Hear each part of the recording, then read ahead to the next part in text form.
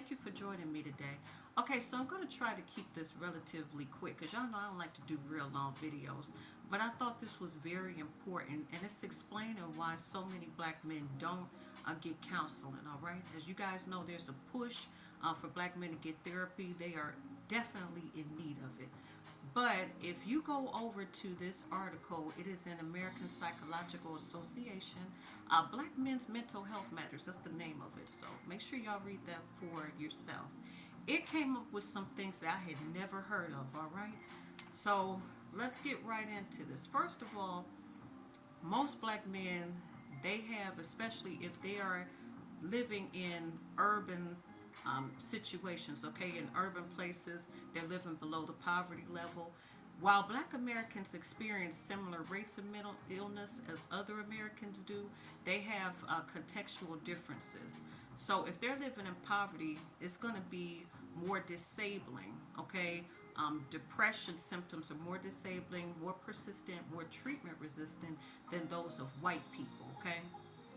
Also is showing that out of the people that they surveyed and everything, only 26.4% of black and Hispanic men were getting counseling compared to 45.4% of white men. So that's a huge difference in the men that aren't getting counseling at all in the black community. And the reason for that is because a lot of them feel like they have a sense of urban aloofness, okay? It's called aloof swagger.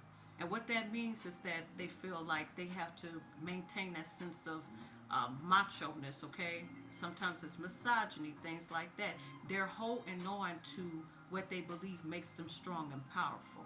And a lot of times by them going into these places and talking, it makes them feel like they're losing that they're losing that sense of control.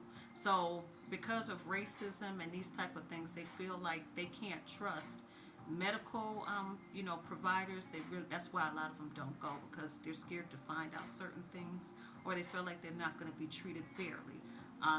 They don't go to mental health places or whatever. Instead, what they'll do, a lot of them will do, is that they'll go to the barber shops.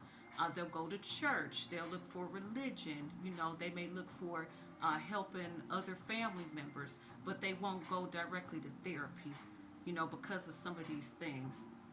Also, they said that racism plays a huge part in that because of some of the racist things they've been through.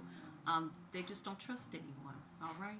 And what I want to say is a lot of that comes out in the relationships that they have with women.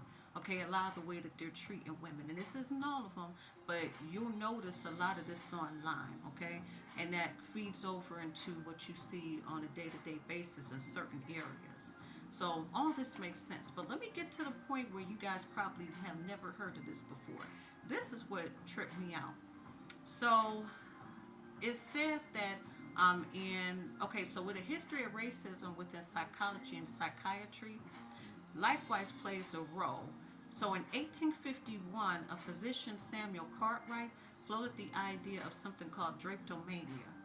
And that is an uncontrollable, or listen to this, an uncontrollable or insane impulsion to wander. And that happened among enslaved people who express a desire for freedom. So that would explain why a lot of men, a lot of black men don't want to get married, okay? They don't want to commit. They don't want to feel tied down. It's something that has been ingrained in them, okay? I'm not making excuses. I'm reading what it says right here. And then also in 1960s, as racial protests began heating up, the diagnosis as with schizophrenia among black men became far more common, all right? And so I'm telling y'all to go read this. I never heard those two things before. We knew that it was some deep issues, but I didn't know exactly what it was. Okay, so it's talking about interventions. How can we get these black men to go and get counseling?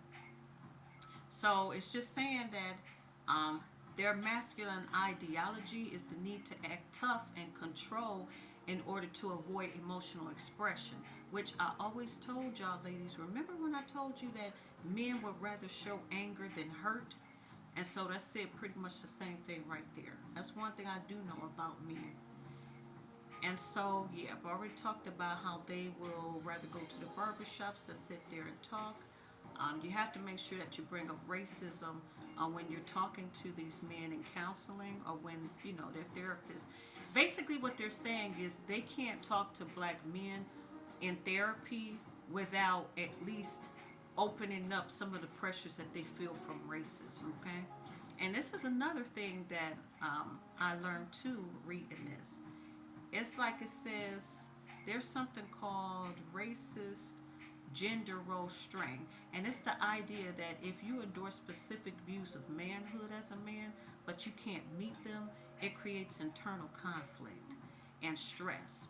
So, for example, some black men may internalize ideas that they should be good protectors, they should be good providers or role models. But if they feel like they're in a system that they're oppressed and it makes them feel like they'll never even be given a fair chance, they're going to internalize those beliefs. And yeah, they don't have access to fulfilling them.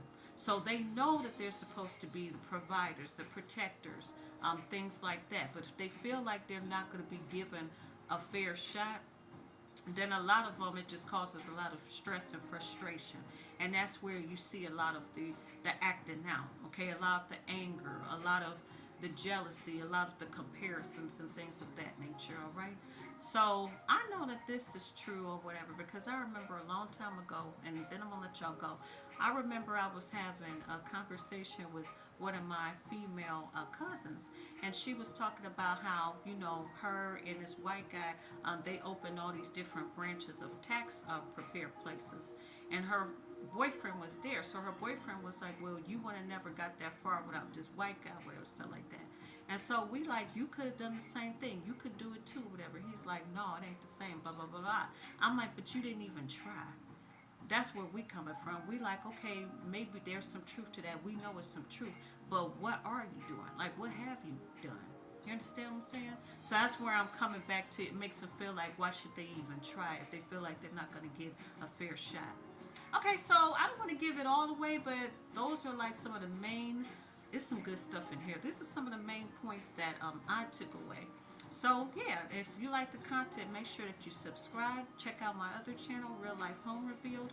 Of course, it's self-explanatory, but I do sing a cappella over there. All right, so let's encourage our black men, ladies, and gentlemen. Let's encourage each other to get into effective counseling. All right, because yeah, it's needed. I've got some more stuff I want to say, but I might say that for another video. All right, bye.